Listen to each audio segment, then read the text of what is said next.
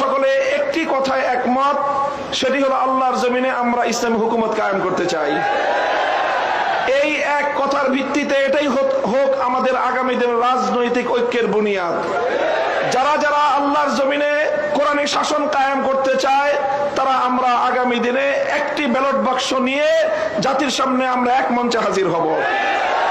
আমি মনে করি বাংলাদেশে অনেকগুলো ইসলামিক মহল থাকলেও বাংলাদেশে ধর্মীয় এবং ইসলামী সেক্টরের কিয়াদত উলামায়ে দেওবন্দের হাতে।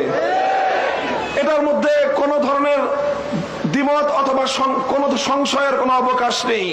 বাংলাদেশে যদি 4 লক্ষ মসজিদ থাকে, 3.5 লক্ষ মসজিদের ইমামতের এবং মেম্বারের দায়িত্ব উলামায়ে দেওবন্দের হাতে।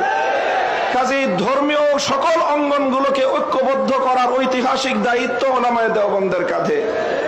আর এ কথা অস্বীকার করার কোনো উপায় নেই। দেওবন্দি উলামায়ে কেরামের সাথে সংশ্লিষ্ট যতগুলো রাজনৈতিক সংগঠন রয়েছে, তার মধ্যে সর্ববৃহৎ রাজনৈতিক সংগঠন ইসলামী আন্দোলন বাংলাদেশ। কাজেই সেই জায়গা থেকে ইসলামী আন্দোলন বাংলাদেশের দায়িত্ব সবচেয়ে বেশি। আলহামদুলিল্লাহ, আমি সাক্ষী দিচ্ছি লাখো জনতার এই মজমায় আমরা হযরত পীর সাহেব চরমনায় সৈয়দ রেজাউল করিম সাহেব হাফিজাহুল্লাহর মধ্যে সেই উদারতা এবং সেই আন্তরিকতা আমি প্রত্যক্ষ করেছি, আমি সাক্ষী দিচ্ছি। এজন্য আমরা আশাবাদী আগামী দিনে ইনশাআল্লাহ আমাদের ঐক্য প্রতিষ্ঠিত হবে।